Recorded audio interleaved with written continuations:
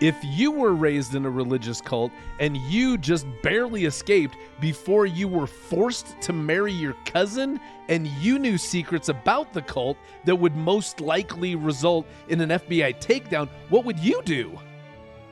Well, shit. I don't know. Would my cousin be okay? Jesus Christ, Caleb. If you'd like to earn CPE credit for listening to this episode, visit earmarkcpe.com. Download the app, take a short quiz, and get your CPE certificate. Continuing education has never been so easy. And now, on to the episode.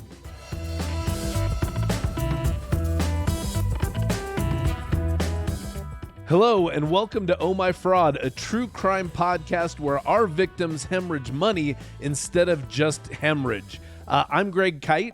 And I'm brother Caleb Newquist. Caleb, Yes. Caleb, before we get into it, I want to read a listener review real quick, if I may. Of course. A listener who goes by the name War Machine 470 gave us 5 stars. Thank you, War Machine 470. And also said, truthfully, I might be the only one, but this podcast is amazing. I have a theory. The reason that War Machine 470 thinks they might be the only one is because there aren't nearly enough ratings for this podcast yet. Right. I totally agree with you. On Apple Podcasts, we only have like 40 reviews, fewer ratings than that, which, fewer blurbs. All that to say, we have fewer reviews for our podcast than most of my son's Instagram posts have likes. And I mean, I love my son to death, but still, come on. We should be taking him to the cleaners in terms of that stuff. Yeah. So if you like Oh My Fraud, and hopefully you like it more than you like Greg's son's Instagram posts, please take a minute to rate the show or write a review. Who knows? It might help War Machine 470 feel a little less lonely. And wouldn't that be nice? That would be so nice. We don't want any of our listeners to feel lonely. We don't. Okay, Greg, let's move on. We're going to look at a case today that happened in Utah, which is right in your backyard. That is your backyard. It is. It is your yard? Is it your yard or your backyard? Yeah, front yard. It's probably more my front yard than my backyard, yeah. Yeah. Not only that, but this probably will come as no surprise, but it was perpetrated by some very religious people, Mormons, not Mormons, I guess I should say, but Mormon adjacent. Yeah. And you've lived in Utah a long time, right? Yeah, a long time, over 25 years now, actually. But you're not Mormon. Correct. And that is, correct me if I'm wrong, I'm guessing that surprises lots of people. Yeah. I often, when people find out I'm from Utah, I often say, yeah, I'm not Mormon. I'm the one guy in Utah who's not Mormon. Right. That raises the question, Greg. Why are you living in Utah? Are you being punished? Is there some kind of like karmic debt or something? I'm just curious, like what got you to Utah and why are you still there? Over the past 25 years, I've asked myself the question, why do I live here a lot? And am I paying off some sort of karmic debt? Fortunately, I now embrace it and I love it. It's my home. It's a beautiful, mind-blowing, beautiful. My backyard looks like I live in the Swiss Alps. So I mean, it's a wonderful place to live. The people here are amazing. But yes, I may be paying off some sort of old karmic debt because the crazy story of how I live here is because I came to Utah when I was a younger man. Back then, I was a very religious man, not Mormon, like you said, but I was a committed, even arguably a zealous evangelical Christian. And listen, during my freshman year at the University of Washington, God parted the heavens and bestowed a mission upon me to transfer to Brigham Young University, the University of the Church of Jesus Christ of Latter-day Saints, to convert all the Mormons from Mormonism to real Christianity. Oh, yeah. That's and the backstory. That's why I live here. Well, and like I said, so arguably, yeah, I'm paying off a karmic debt for my my life now. So how'd that go? Oh my gosh, Caleb, it went amazing. Oh, yeah? As you'd expect, amazing. Of course. I converted. I mean, I'm rounding to the nearest 100. I converted 0 people. Actually, that's to the nearest 1. I converted 0 people, and after several years, I realized, oh, hey, we're all wrong. And so now I'm very comfortably an agnostic, or as I prefer to call myself, an atheist, but I still have some doubts. A doubtful atheist. Yep, exactly. One of the few. Yep, right. Well, I've known people with many different belief systems, but I have probably over the course of my entire life, I have probably known more evangelical Christians than anything else, and I've known quite a few Mormons over the years, and I am not surprised by your failure at all. Right. No, evangelicals aren't very convincing, and Mormons are they're kind of stubborn. Yeah. They dig in pretty hard too. Yeah.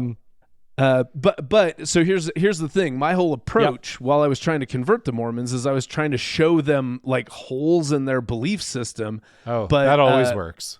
Oh, well, no, it never works. But sorry, it kind of worked once because but not on them, on me. Because by me continually saying, hey, here's some holes in your belief system, I still had to go, oh, I have very similar holes in my own belief system. And to this day, I'll defend the fact that Mormons had more holes and bigger holes in their belief system than evangelical Christians had in our belief system.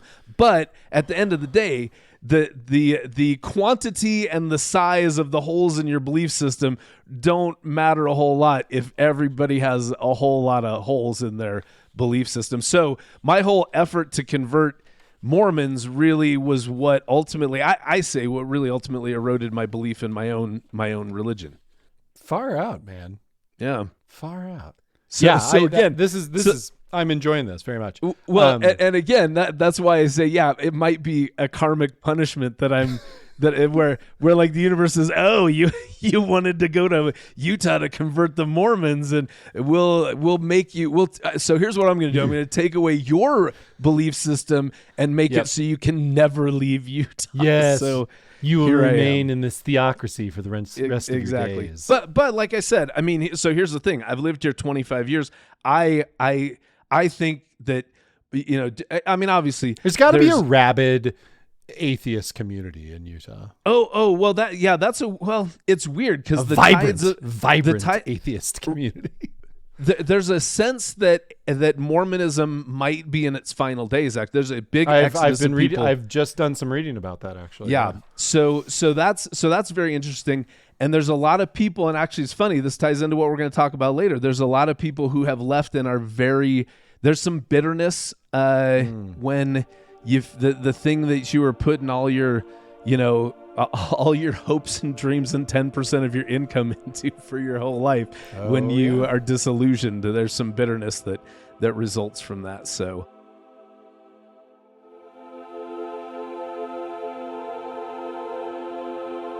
Greg, let me ask you, do you think it's worth talking about how these two conservative religions that you have been kind of immersed in during your life, is it worth mentioning that they also happen to be these conservative faiths? They also happen to be conservative in their politics, or maybe it's more accurate to say their followers aren't just really fond of government. Is it worth talking about that?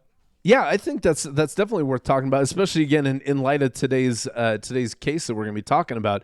But I do have to preface, I guess, just in terms of my own history, religious history. I got out of evangelicalism before Sarah Palin showed up and made it weird.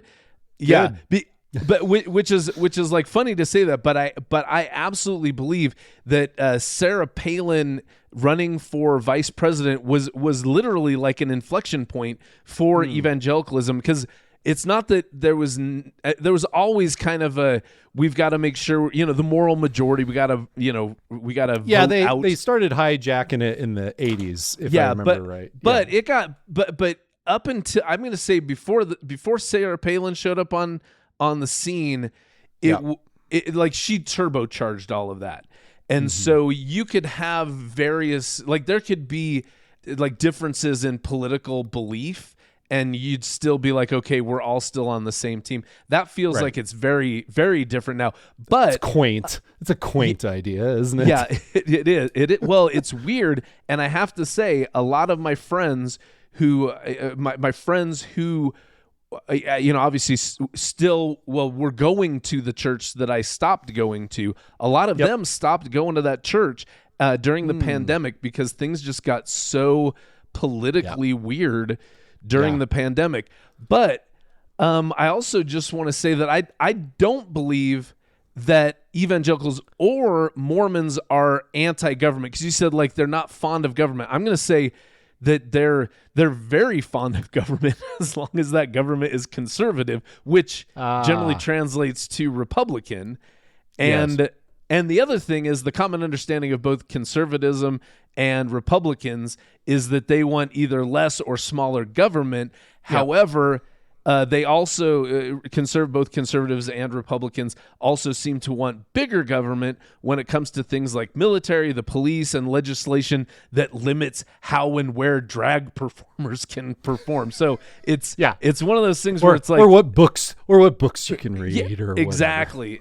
So so even I'd say the less government thing doesn't necessarily track. I think maybe big picture it's a little bit less government, but when you look more granularly, even conservatives want their type of government to be the government that prevails. But here's the thing that a lot of people at least don't know the details about this, and that is that Mormons abandoned the practice of polygamy in 1890 in order for Utah to gain its statehood.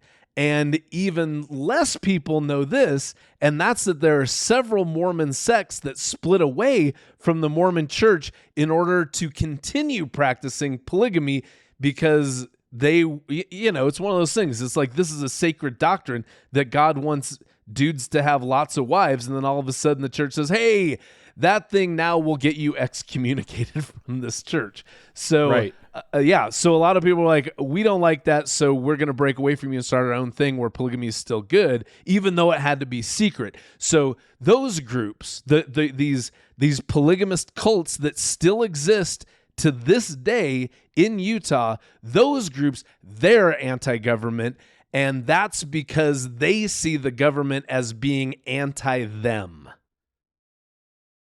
All right. So, Greg, I think it would be good to start this particular episode by understanding the three major polygamist, I'll call them cults. Okay. Maybe people will take umbrage with that, but I'm going to call them cults. Yeah. Why don't you lay it down for us? What are the three major polygamist cults that are kind of offshoots of the mainstream LDS church? Right. Well, let me put your mind at ease. No one's gonna be offended by you calling them cults except the people who are in these cults. So you don't, and likely they don't need a whole lot of CPE credit, so they're probably not avid listeners to our show. So here's the thing. There are three major polygamist cults in Utah. It's the FLDS, the AUD. Are they just in Utah? Let me just stop you there. Are they just in Utah? They're not just in Utah, are they? Primarily in Utah. It's one of those things where the biggest concentration is Utah, and then when our neighboring states will have Idaho. Idaho's got some. You're going to find some in Nevada. You're going to find some in Colorado, and you're going to find some in Arizona. But the further away from Utah you get, that there's less and less, and really their reach is not too great. But I would assume that you could probably find somebody like this in far-flung areas, but it's going to be very, very, very, very uncommon.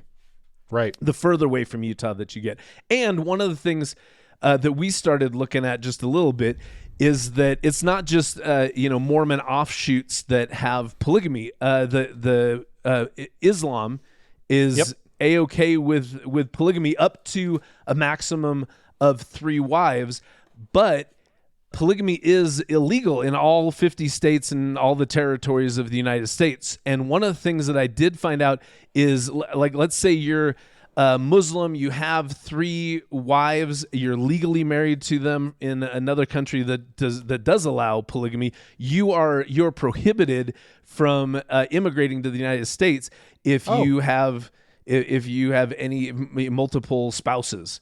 So that's just a no. That's a fascinating deal breaker. Fascinating stuff, Greg. Yeah, for sure. So, but obviously we're not talking about Islam in this. We're specifically talking about the groups that broke away from the Mormon Church. The most I feel like, and this is from my experience living in Utah, I feel like the most well known of those offshoots of the Mormon Church who practice polygamy is the FLDS Church, which stands for the Fundamentalist Church of Jesus Christ of Latter-day Saints. If you're thinking Big Love, you've watched the show Big Love, right, Caleb? Yeah, I watched most of it. Mm-hmm. Okay, I didn't watch a single episode, and I watched like 7 minutes of it after preparing to this show, and Bill I was Paxton. I couldn't handle it. I was like, this just isn't working for me. But here's the thing: if you're thinking Big Love, you're wrong. Big Love is not the FLDS Church. The thing that again, people who don't live in Utah probably have no idea about this.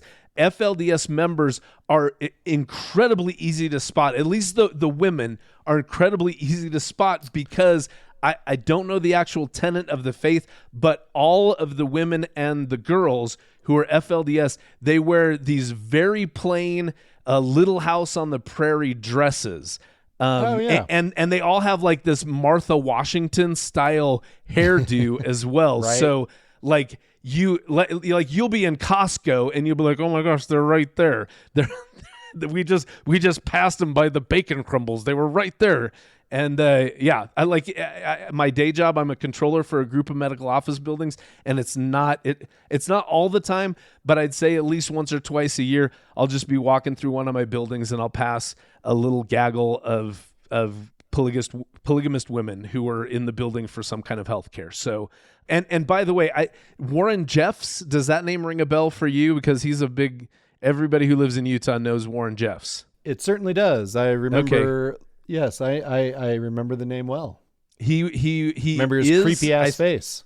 Yeah, and I believe he still is considered the leader of the FLDS Church, and he is currently incarcerated for multiple counts of various super creepy sex crimes. And that dude, he's FLDS. So yeah, that's that one. Prison too. Yeah, he's in for a long. He's gonna die in prison. He's not gonna come out. Then another sect is the AUB, which is also rather well known. AUB stands for the Apostolic United Brethren. It's actually considered a more liberal offshoot of the FLDS Church. Oh. And have you and you're aware of I think it was on TLC, the show Sister Wives? Yes, aware of it. Aware of it. Barely. Yes. Right. Yeah, so those guys, they're AUB, and the difference is they're polygamist, and you can't spot them. You can't pick them out of a crowd. We just recently found out that one of my fiance's friend's mom, that lady got divorced from this friend's dad, and after the divorce, the friend's mom married somebody and became one of multiple wives for somebody in the AUB church. So it was like, what? So it's like, sure. It doesn't take, there's not many degrees of separation if you live in Utah before you wind up with somebody who's been somehow involved in some of this polygamy going on. So the rumors are false because it's not all over the place, but also it's around. So, but all that to say, neither of those branches are the branches that we're talking about today. Today we're looking at an organization that's commonly referred to as the Kingston Clan, which is also known as the Latter-day Church of Christ. It's also known as the Order, and Ooh. the Davis County That sounds- Cooperative Society, which I think is hilarious.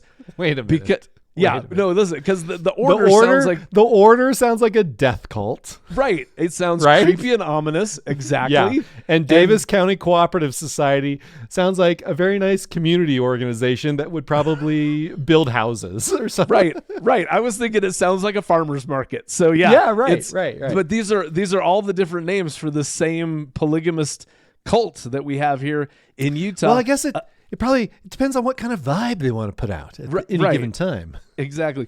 Yeah. It's like, will we kill you? Yeah, we're the order. Well, good. Well, and it's crazy when you dig.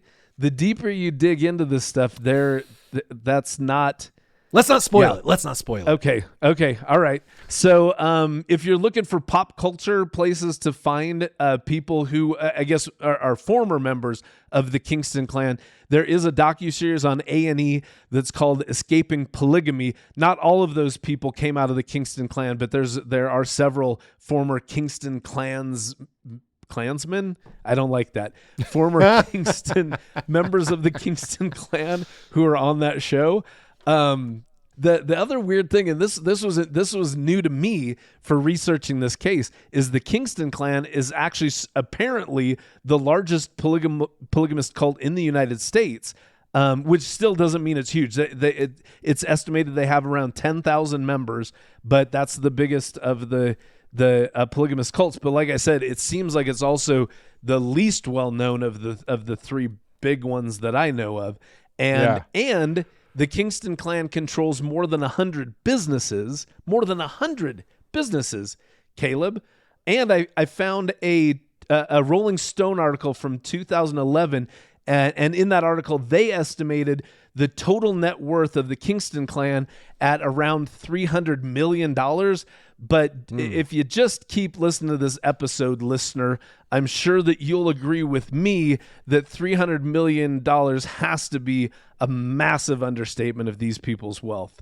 And it gets weirder because the Kingston clan isn't just known for polygamy. It's also known for, buckle up, incest and pedophilia, and it was officially labeled a hate group by the Southern Poverty Law Center. So, and just to give a clear example of the creepiness of what's going on within the Kingston clan, the current leader of the Kingston clan is a guy named Paul Kingston, and he reportedly has 27 wives, and 3 of them are his half-sisters. 1 is his first cousin, and 2 are his nieces. What the hell is? I don't know. He probably needs to be locked up. It's ridiculous. The Kingston clan, just to give a little bit more history about them, it was started by Charles Kingston in the 1920s because Chuck Kingston and a bunch of other dudes were pissed, like I said, that the Mormon Church abandoned polygamy. And in the 1930s, the Kingston clan began to relocate to Davis County, hence the Davis County Cooperative Society, which is the area just a bit north of Salt Lake City. If you've ever heard of Bountiful, Utah, or Ogden, Utah, where they have a big IRS center, that's their stomping grounds. Oh yeah, that IRS center is in Ogden. It is. Yep. Yeah. So, which is funny because I used to do a lot of jokes in my stand-up set about the IRS, and I would headline at the Wise Guys Comedy Club in Ogden, and invariably there would be IRS workers at my show who would want to talk to me after my show. So that was awesome. And are they real earnest types? Like, look, we don't do any of the bad stuff. It was more like, hey, I work there, but you're not wrong. That was more kind of good. the vibe. Hey, they do have a sense of humor. They That's do. nice. They do. Yeah, Oh, they're normal people. I mean, if they're coming to a comedy club, come on. Fair. And here's another interesting fact: the Kingston clan was no stranger. Oh, yes. There's more? Yeah. Oh, yes. There's a lot more. The tired. Kingston clan, the Kingston clan as a whole was not unfamiliar with fraud. In 1948, J.O. Kingston, that was the second leader of the Kingston clan, began to encourage women in the church. Not O.J. Kingston? Nope. Okay. Different guy. J.O. Kingston he began to encourage women in the church to go to state welfare offices with their kids in tow and claim that they had no idea who the father of these children was, or to claim that the father was a truck driver who just like abandoned them and left them destitute. And they claim these things in order to get larger welfare payments from the welfare office. And like I said, that started in 1948, and the scam was exposed decades later in the 1980s, and the Kingston clan had to pay $350,000 in a settlement with the government for welfare fraud. So I love that this pious group of people right would tell a woman, it's like, oh yes, please go to this government office, and you're a pious woman, and yet you've had so much sex that you have no idea who the father of these children are. That is the fucking like the logic there is astounding. Right. Well, and never mind that he's because we're after the handouts. That's what. And he's encouraging them to break, I believe, at least 2 of the 10 commandments. So they got 20% of the commandments that they're breaking just right there with that one. Very impressive. Very impressive. Very impressive. So there's a guy named Mark Shurtleff. He was the Utah Attorney General from 2001 to 2013. He spent years investigating the Kingston clan, and he began to believe that they were guilty of a long list of crimes, including child labor, tax evasion, welfare fraud, obviously polygamy, and the sanctioning of underage marriages. And not just any old underage marriages, but underage marriages to blood relatives. Again, barf. Even as recently as 2019, the Kingston clan had been sued for allegedly bilking the federal government out of tens, if not hundreds of millions of dollars through false FAFSA application. If you haven't been to college for a minute, you might forget that the FAFSA application was the free application for federal student aid. And what they did, I guess, en masse, is they just were instructed to leave their dads off the application. And by keeping the dads off the application, that meant that the federal government would not take into account the Kingston clan wealth that included these hundreds of businesses and hundreds of millions, if not over $1 billion worth of businesses.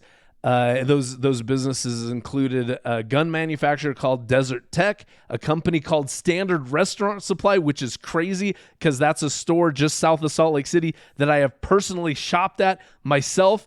And it makes a lot of sense because I remember when I was in that store, I didn't have any idea that it was a polygamist-owned business, but I do remember that I had a clear sense that the cashiers looked way too young to work at a business like a restaurant supply store.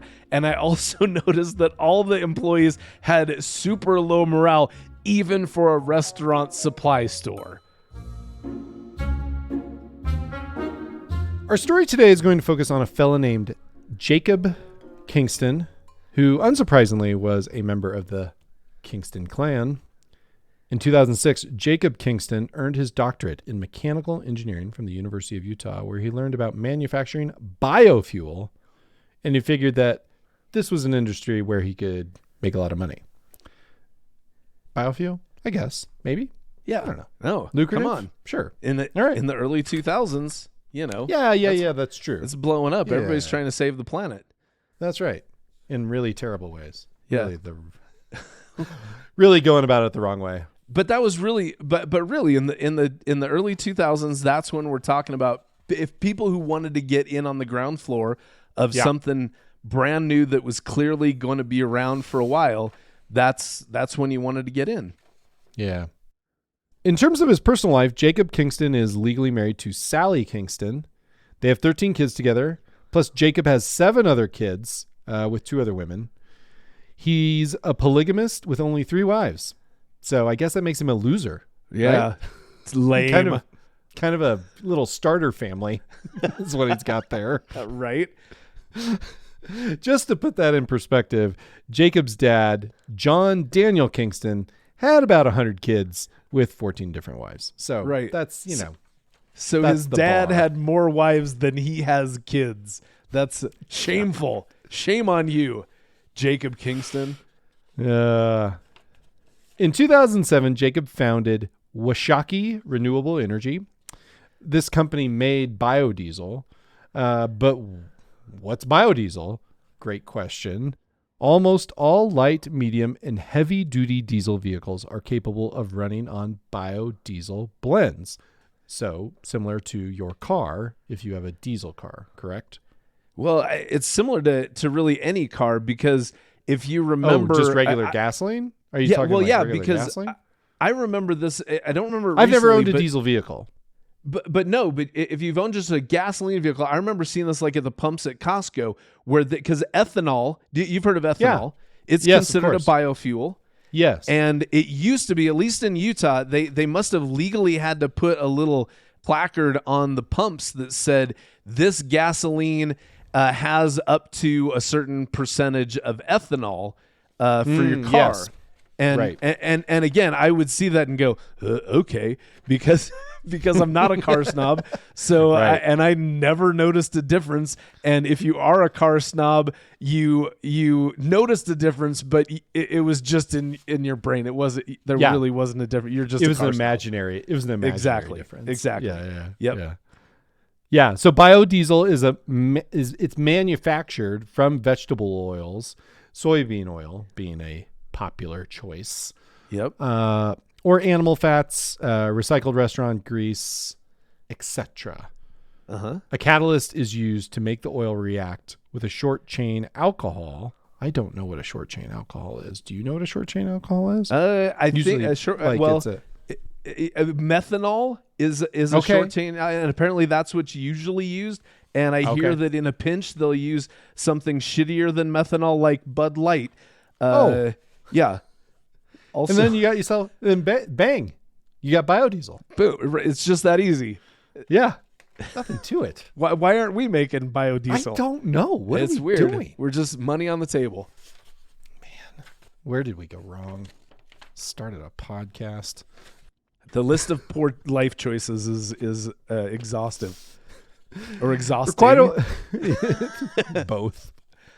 For quite a while now, there have been government programs in place to encourage the manufacture of biofuels, and the subsidies are a pretty big deal to biofuel manufacturers.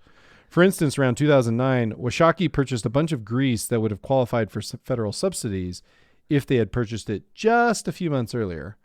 So to solve that problem, they simply, here we go, backdated the purchase. Boom. And- So easy. So nothing to it. And bang, they qualified for the federal subsidies. And thus, Washaki Renewable Energy cracked the seal on corporate fraud.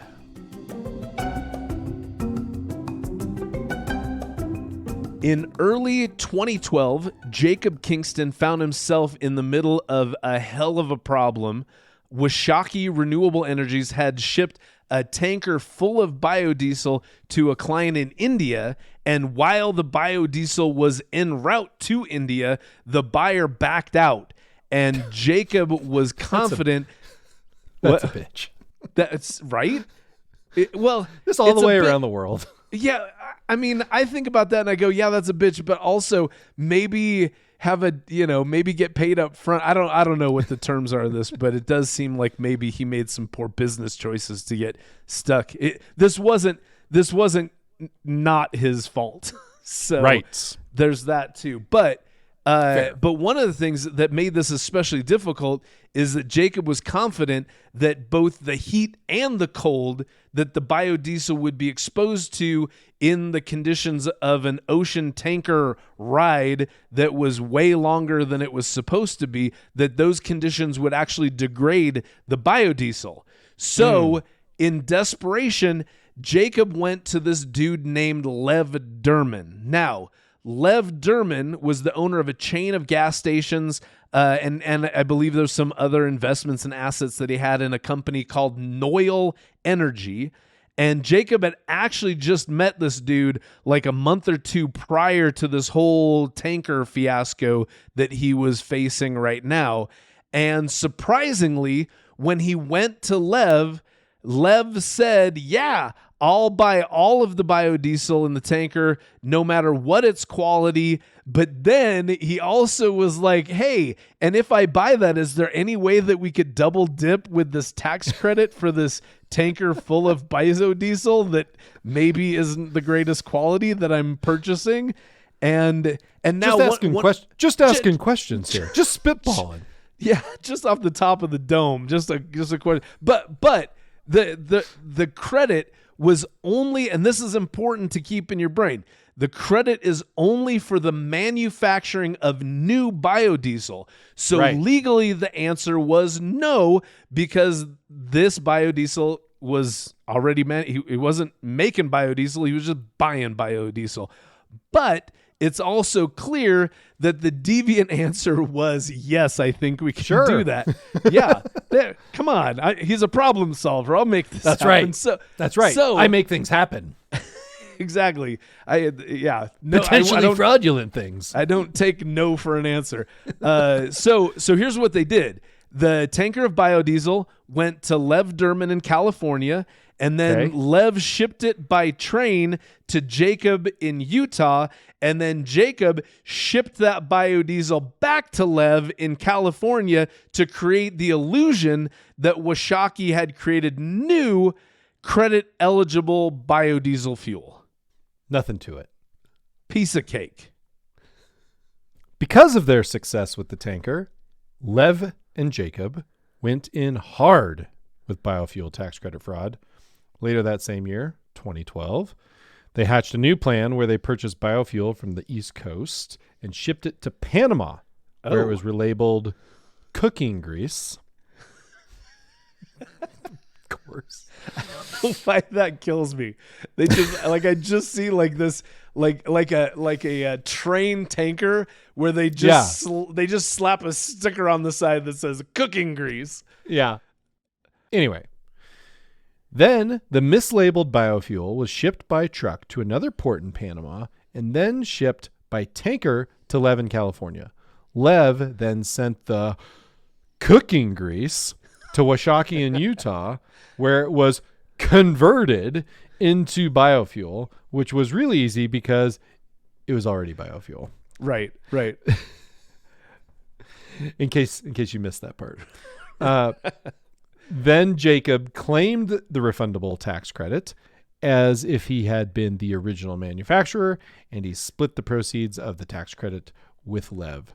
So essentially, costs of goods sold equaled revenue. Right, which is generally horrible because terrible, that means your gross profits is zero. Right. But that was okay in this case because the refundable tax credit was all profit. Now, refundable means that the government will cut you a check if the credit eliminates your tax burden and then there is excess, right? Yes. Yeah. That excess they will cut you a check for. If it's non-refundable, sorry, you don't get a check. Yes. Another way to say that is a non-refundable tax credit can bring your tax liability to zero, but it can't take it below zero. A refundable tax credit means that you could actually end up with a negative tax liability where the government essentially owes you money and then will write you a check for like the negative tax that they owe you back for, in this case, producing the biofuel. Right. A refund, essentially. Yeah. So since this biofuel refundable tax credit fraud was clearly scalable, Lev and Jacob scaled the hell out of it. They purchased millions of gallons of biodiesel, not the raw materials, but again, actual biodiesel that other manufacturers had already taken the tax credit for, and they rotated it through the U.S. shipping system to create the appearance that Washakie was receiving raw materials and then producing and selling qualifying biodiesel for which they would, again, claim the tax credit for every gallon of biodiesel purchased. Again, not manufactured, but purchased. And they'd take the credit for that. And just to give an idea of Lev's involvement of this, he wasn't an equal in the fraud. He was more a cheerleader and a facilitator of the fraud for Jacob. And he was paid handsomely for his assistance. Part of what Lev claimed to bring to the table also was what he called his umbrella, which was a group of corrupt law enforcement officials. He's like, I got people who are going to protect us. You know, when if things go wrong, I got some moles who are going to take care of us so nothing bad's going to happen to them, which sounds like bullshit, but it wasn't. But also in hindsight, it doesn't look like it was actually an empty promise, because listen to this. Washakie was audited by the IRS in 2012, and the audit did find some of this fraud, but not all of it, but some of it. And the auditors apparently wanted to impose a $100 million penalty on Washakie, but when the actual penalty came through, it was only $5 million. So Jacob's assumption was that this must have been the doing of Lev's umbrella. And then, again, in 2016, the Kingstons were tipped off about a raid on the Washakie business offices, and because of the tip, the Kingstons removed hard drives and they removed documents prior to the raid, but we'll get to that raid more in just a little bit. According to court records, Washakie applied for over $1.1 billion of false biofuel tax credits and received $511 million. Of that amount, Lev Derman received $134 million, most, if not all, of which was sent to Turkey. Some of Lev's money was spent on a 150-foot yacht, and some bought land in Belize where Lev was going to open a casino.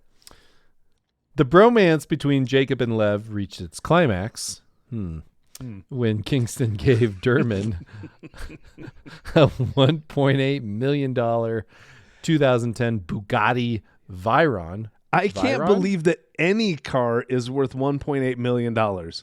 Like that's, I mean, I guess you can spend whatever on whatever, but that's just mind boggling. I mean, that's an expensive car. Yeah. I mean, again, yeah. I'm from the center of Nebraska. So to me, that seems absurd. Our producer Zach is from Los Angeles, and he's like, "No, I see him around." Right.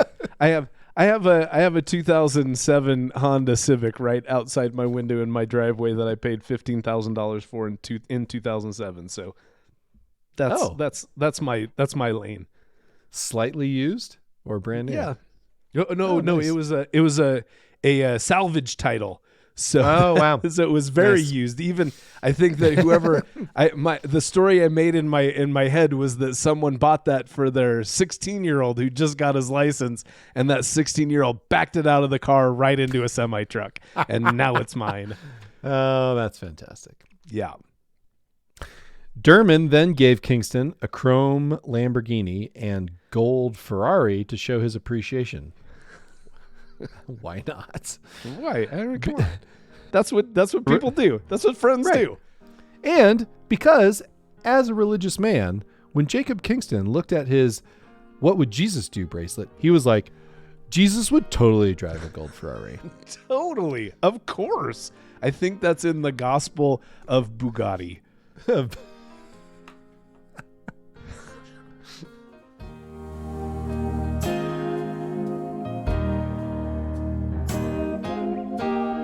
Okay, Caleb, buckle up, because this next part is wonderful.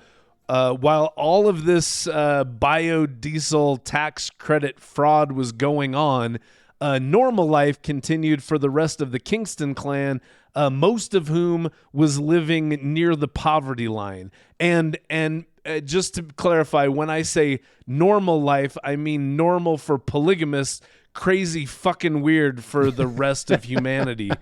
For instance, here's an example. There was a young woman named Mary living her normal polygamist life of going to Salt Lake Community College and being ordered to marry her 17-year-old cousin. What the fuck? What is this?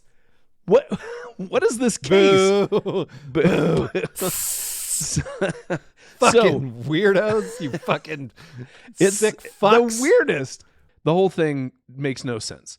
So, while she's at Salt Lake Community College, Mary met a fella named Brian Nelson, and Brian helped Mary escape from polygamy, escape from the Kingston clan, and escape from marrying her cousin. And in fact, Mary married Brian instead of marrying her barely legal 17-year-old, I guess not even barely legal 17-year-old cousin. Now, as you might imagine, people who get out of cults are hatefully bitter towards the cults from which they escaped, and for good reason. I mean, again, if you've watched, if you have even watched a trailer for Escaping Polygamy, it's what they're leaving was traumatic. So I 100% get it. And this was absolutely true for Mary, and Brian, her husband, was obviously right there with her in her rage. And as Mary shared with Brian more and more about her life as a polygamist cult member, she started telling him about some just sketchy shit that she did while, as a child, she was working for the Kingston clan's own private bank. And one such sketchy thing that she did was forging checks, stacks and stacks of checks. That's her own words, as she described it, that she was forging stacks and stacks of checks. And when Brian heard this, he was like, oh, we got him, because Brian wasn't going to let anything stop him from taking down the Kingston, because his wife's life had been ruined because she was unlucky enough to be born into a polygamous cult. And so Mary and Brian, they wanted to hurt the Kingston clan. I mean, I'm sure they also wanted to take the Kingston clan down to help free some of Mary's 200 siblings. Yes, Mary had 200 siblings, Caleb. 200. And I guess probably the majority of those 200 were half siblings, but it doesn't matter. It doesn't matter. Here's when my first class that I went to at BYU, or at least it was in the first week of classes. I remember we had a teacher's assistant who, on the first day that she was teaching, she was like, hey, just a little about me. My favorite color is green, and I love the movie The Notebook, and I'm the 13th of 15 children, and I grew up in Santa Quinn, Utah. And it was like, wait, what was that last part? The 13? Like, I was like, huh, what's that? But that's nothing. 200 siblings? That's like what, the Duggars times 10? Correct. Times 11? That's a lot. Yeah. So former math teacher, ladies and gentlemen. Yeah, there it is. I didn't use my calculator. It's about. Anyways. So Mary and Brian, armed with this information about all the forged checks, the stacks and stacks of forged checks, they contacted the FBI and the IRS, and they raided the Washakie offices. This was the 2016 raid where they hid the hard drives and the various documents, but apparently they didn't hide enough hard drives or enough documents, because while the FBI was looking for evidence of a money laundering scheme, they also found the biofuel tax credit scam that produced all of the money that needed laundering.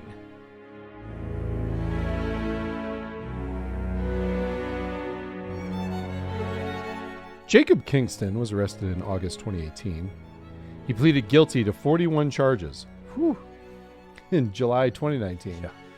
And in April 2023, he was sentenced to 18 years in prison, ordered to pay $511 million in restitution, and a $338 million money judgment was imposed on him. I don't know if I understand the difference there, but I that's a shitload of don't money. either. That's what the DOJ said, and I'm not gonna argue with them. Yeah, fair. But it does sound like, combined, again, as a former math teacher, we're talking about what, $849 million. Mm-hmm. I don't think he's gonna be able to pay all that back. Nope. Isaiah Kingston, who up to this point I don't think we've mentioned, correct? Nope, not yet. Yeah. Isaiah Kingston, Jacob's brother and the CFO of Washakie Renewable Energy, was sentenced to 12 years in prison and also ordered to pay $511 million in restitution. Woo! Yeah. Rachel Kingston, Jacob's mother, who worked... I think it is kind of funny that Lev Derman wanted to double dip on the tax credit, and that's against the law. But the Department of Justice can totally double dip on the restitution being ordered to be paid back to them by the defendants. That's some lovely irony. Yeah, little two-faced federal government, don't you think? Rachel Kingston, Jacob's mother. Yeah, his Who works actual at mother, Washakie. not his fake polygamist mom, but the real birth mother. Not his sister mother. Not his sister mother. No. She was sentenced to 7 years in prison. Sally Kingston, Jacob's wife, who also worked for Washakie, was sentenced to 6 years in prison. Both of these ladies backdated documents and created false invoices that supported the false claims on the tax returns. Yeah, not good. Can't do that. Yeah. People familiar with the Kingston clan speculate that Jacob, Isaiah, Rachel, and Sally all pleaded guilty because that's what would be best for the clan. A court trial is not exactly the right place to keep the clan's secrets secret. Lev Derman was convicted in March 2020 and sentenced in April 2023 to 40 years. Ooh, Yeah. man. And ordered to pay $442 million in restitution and impose the money judgment of another $181 million for what Special Agent Albert Childress said was, quote, one of the most egregious examples of tax fraud in U.S. history.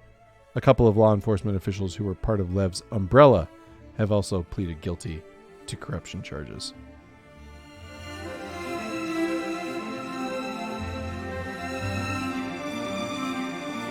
So, Greg, did we learn anything? Yeah. We learned a lot of things that were a little bit disturbing. But I think if we're just talking about the crime itself, I think that there's a few things that are worth noting that right. stand out to me about this particular case. Okay. The first of which is that, and we alluded to this at the beginning of the show, the Kingston clan was not a fan of government in general because the government outlawed the Kingston clan's way of life. Polygamy is, and that's one of the interesting things. The difference between polygamy for these polygamist cults in Utah and polygamy within Islam is that in Islam, polygamy it's permitted. They're kind of like, yeah, if you want more wives, have more wives. If you don't, then don't. And actually, one of the other tenets of Islam is that, like, if you have multiple wives, you have to make sure that you are treating each of them equally. So it's kind of like, again, it's not discouraged, I don't think, in Islam, but it's definitely not like, yeah, go get more wives. But right. in these polygamous cults, it's like, if you want to get to the top level of heaven, you need to be a polygamist. You need to have multiple wives, or else you're not going to get to the top level of heaven. And so it's not just that it's accepted; it's encouraged and it's seen as like virtuous or like righteous to have multiple wives. I mean, how much better could that top level of heaven be? So much better. You don't even know.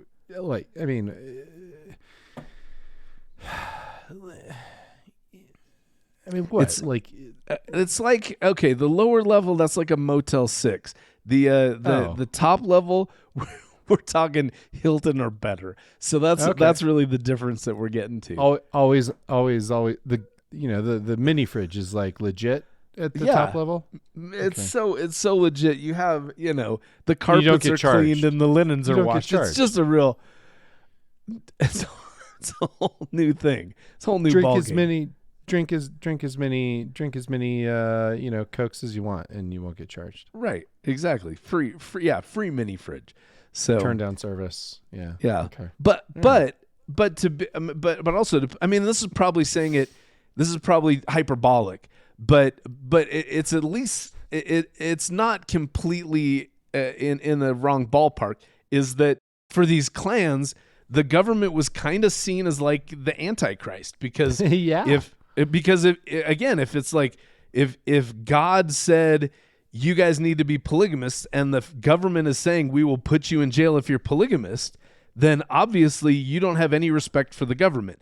And so, and we saw, and again, we see that just in terms of all the different ways that they defrauded the government over time. So if you live in that situation, you're likely not, I mean, forget being discouraged from taking advantage of things like this biodiesel tax credit. There's probably, if not unsaid encouragement to do that, likely there's very explicit encouragement to do that kind of thing, because they're probably saying, hey, we have to pay taxes to this government that's against our way of life. So any way that you can take some of that back, that's just justice being served. So that's, I think that's a very interesting aspect of this fraud that we don't see in other frauds, because obviously there's greed involved in it. You're not going to end up with a gold Ferrari without there being some aspect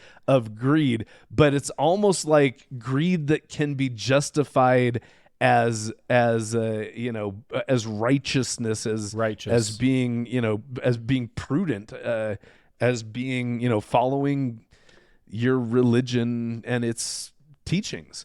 So very interesting. And it reminds me of something that we've talked about in different ethics courses that we've talked, where dishonesty can almost be like infectious.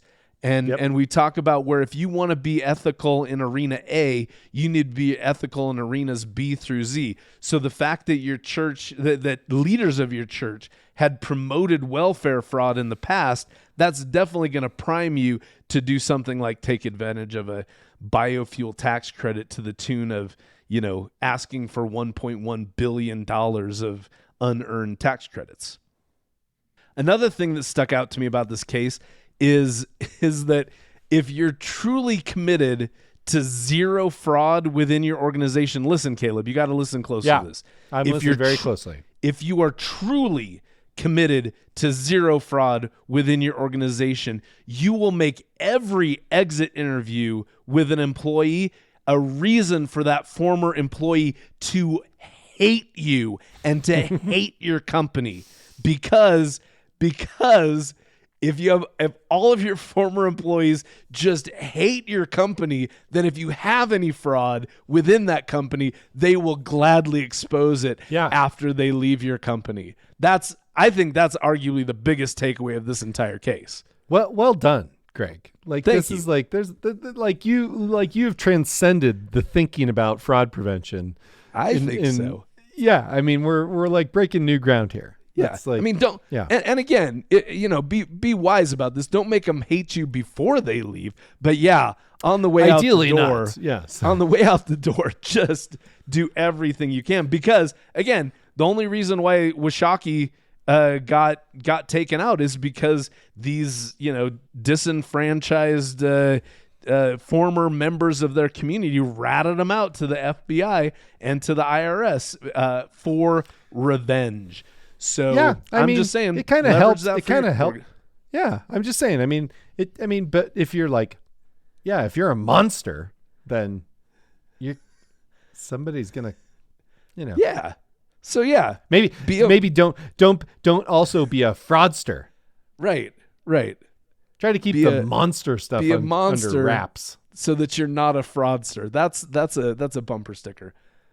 That is the other two things that this fraud makes me wonder, kind of some questions that come to my mind about this, is and Caleb, I'm interested to see what you think about this.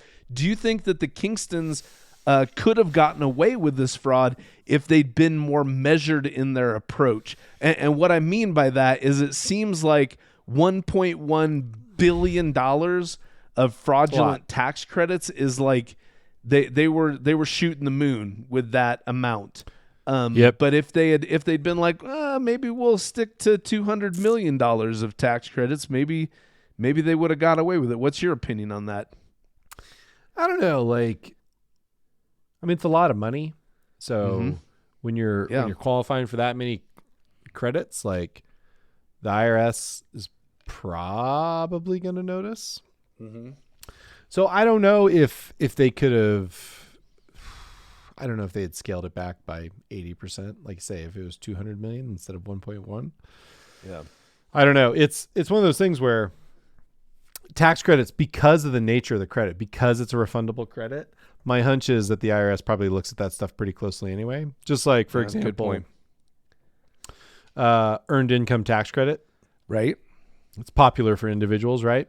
Yep. And it's a refundable credit, and there is fraud present in the EITC, and so that's one of the areas where the IRS is always looking closely at stuff. So highly my hunch is, highly scrutinized. So my hunch is that, I mean, it probably would have helped them maybe get away with it a little longer, but like, you know, when you're talking about hundreds of millions, like, I don't know, they're just, these guys, like a fucking gold Ferrari and the $1.8 million Bugatti, like these are just greedy motherfuckers, man. They're just greedy. And so, and that is, I mean, and it's absolutely true that generally speaking, when you're I mean, as someone who lives in Utah, when you're talking about polygamist families, they generally like make a decent living because it's like, it's a very, again, conservative traditional family structure. So you've got the one husband and father who it's his job to support his up to 200 children that he has. So a lot of times these guys are making a lot of money. If he's doing it right. If he's really shooting for that top tier heaven slot. Yeah. He's got 200 kids. Again, think about it. You're going to have to make a pretty decent living to be able to keep 200 kids fed and clothed. And even if you make a really good living, your family's probably not going to be living large on that. So then, like you said, superimpose gold Ferraris and $1.8 million Bugattis into that community, and that's going to stand out. And apparently that is one of the things that the IRS looks for. The other thing living beyond your means. The other thing that I think about with this is I kind of think of like because this happens to everyone. You're on the freeway, and at least this happens to me a lot, and I'll be speeding by a significant amount, but when I see the people, but you know, I'm not in the far left lane. I'm in the lane next to that, and there's people passing me in that far left lane, and I go, okay, I'm not the one who's going to get in trouble for this. So that's kind of what I'm thinking about with the measured approach. And the thing is, I haven't seen any other cases about people taking advantage of the biofuel tax credit. No. But I don't know if that's solely because the Kingston clan and Washakie Renewable Energy was the car in the fast lane. And I wouldn't be surprised if there's other biofuel companies that are committing similar fraud. But again, the IRS has limited resources. They can only go after so many people. And so they're going to only go after the most egregious cases. But that said, there was also the aspect of a whistleblower in this case.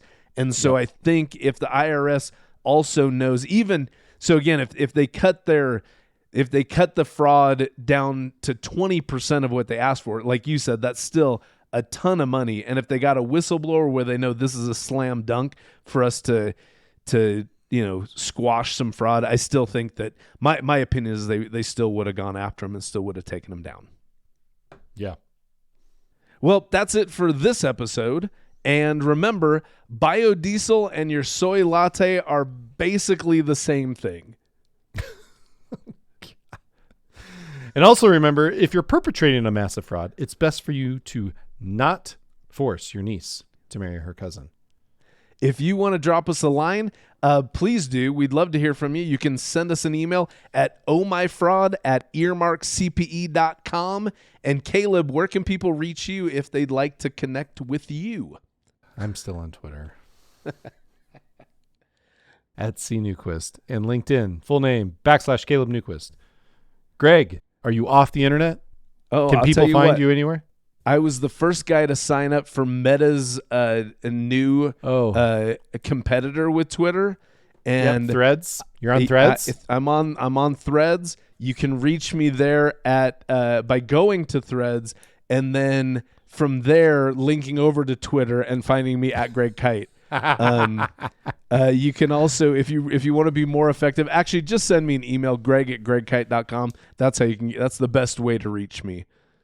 Oh My Fraud is written by Greg Kyte and myself. Our producer is Zach Frank. If you like the show, rate it, give it a rating, leave us a review. What was that guy's name up at the top? War Machine 470. War Machine 470. He did it. Mm-hmm. He wants some company. Get on it. Get on it. It helps people find the podcast.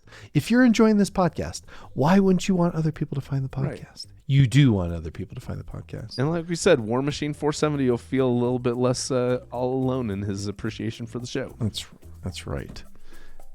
Also, remember, subscribe to the show wherever you get your podcasts. And for the accountants, listen on Earmark and get them free CPE. It's so easy.